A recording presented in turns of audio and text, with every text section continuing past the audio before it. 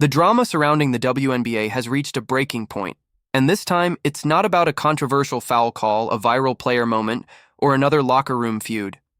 No, this scandal cuts deeper than anything that's hit the league in years. Because behind the triumphant headlines and glowing sports media coverage lies a truth the WNBA doesn't want you to see.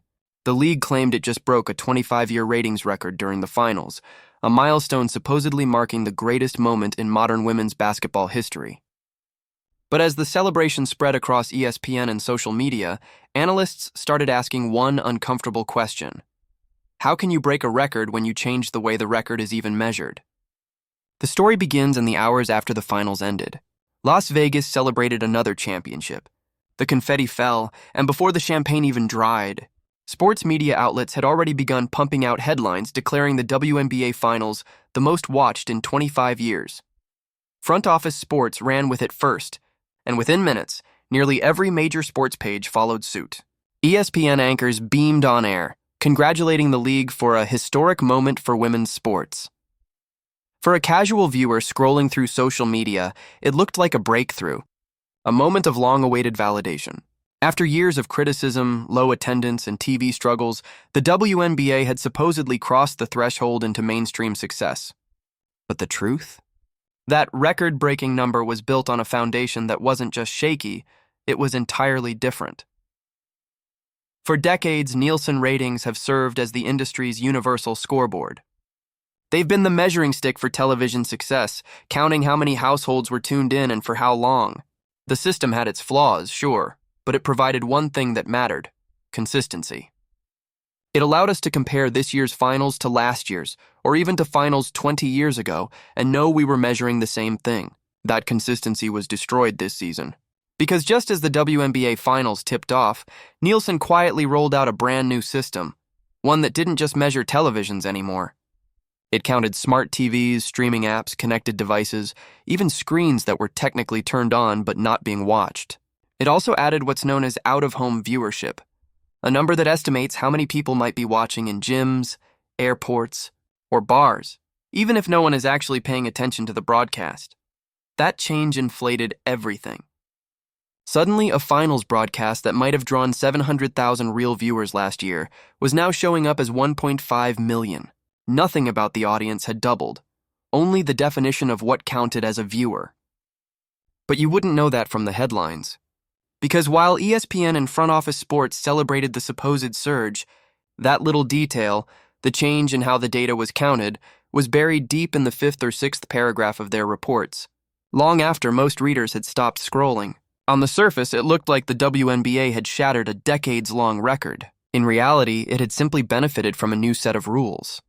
This was more than a misleading headline. It was a full-blown illusion, one that came at the perfect time for a league desperate for good news. Think about it. The WNBA has been engulfed in controversy all season. Locker room drama, officiating scandals, and the league's uneasy relationship with its biggest star, Caitlin Clark, had dominated headlines for months. From physical on-court altercations to accusations of bias, it was a rough year for the league's image. The finals rating story offered the perfect distraction, a moment to pivot the narrative from chaos to triumph.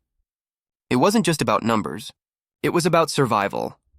Behind the scenes, public relations teams went into overdrive. The league's allies in the media began amplifying the record viewership narrative across every major platform. The message was simple: women's basketball is finally exploding.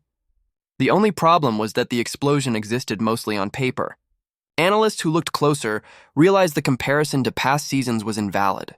You can't call something the most watched in 25 years when the system used to track those older finals doesn't even exist anymore. It's like switching from measuring miles to kilometers and then bragging that your car is suddenly faster. The WNBA knew this, and so did the networks. But in the race for feel-good headlines, truth was the first casualty. The irony is impossible to ignore. The league's biggest ratings magnet, Caitlin Clark, wasn't even playing in the finals. Throughout the regular season, Clark's games with the Indiana Fever routinely pulled in over 1 million viewers, sometimes doubling the audience of nationally televised matchups without her. The moment she stepped on the court, ticket sales soared, jersey numbers spiked, and social media engagement skyrocketed. She was a one-woman ratings machine.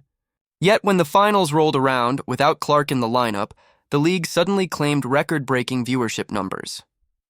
It didn't make sense.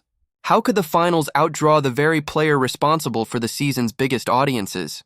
The answer was simple. They didn't. The numbers only appeared that way because the measuring stick had changed. But the WNBA and its media partners saw an opportunity to reframe the story. Instead of admitting the finals had lower engagement than Clark's regular season games, they leaned into the new data and sold it as a symbol of unstoppable growth. It was a narrative built not on truth but on convenience. What made the deception even bolder was how it spread. ESPN's anchors repeated the phrase, "most viewed in 25 years on air," without explaining what that meant. Front Office Sports proudly posted charts showing a 13% increase in viewership from last year.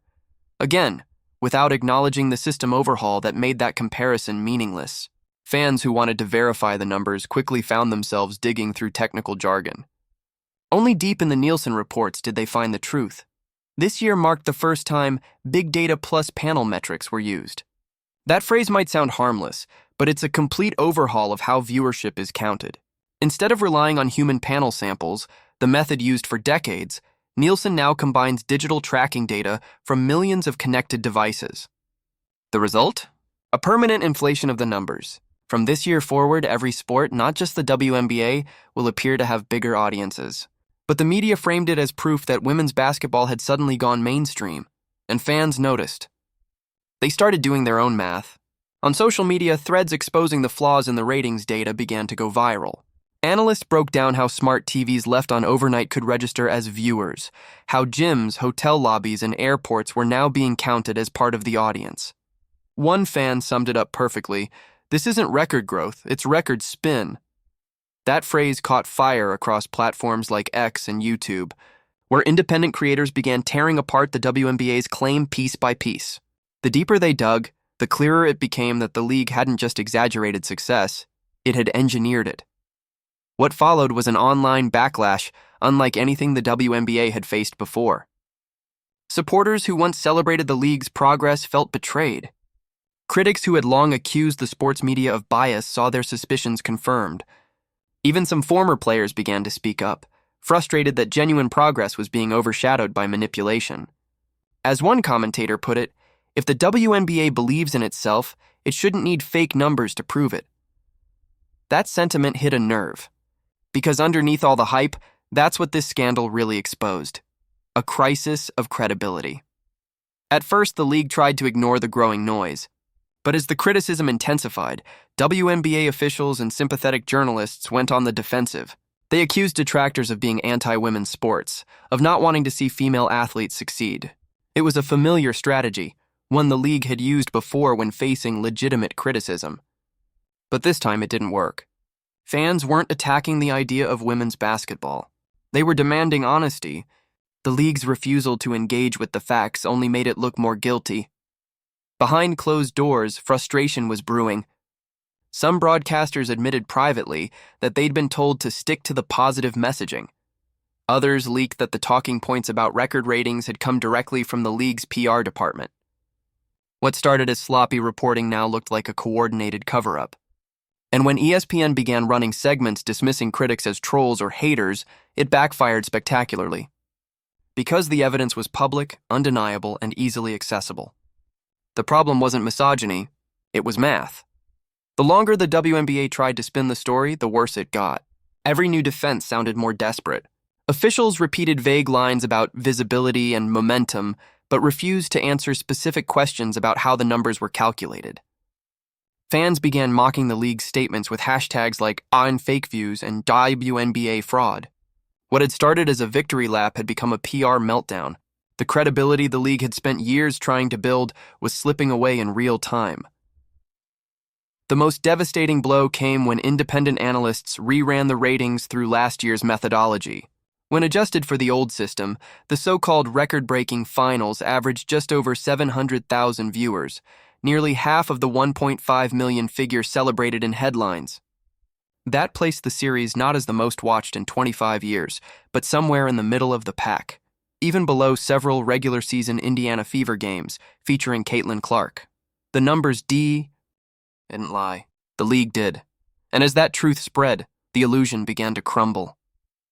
The WNBA's 25-year record wasn't a symbol of growth. It was a symptom of desperation. The league wanted so badly to prove it had arrived that it gambled its integrity for a headline.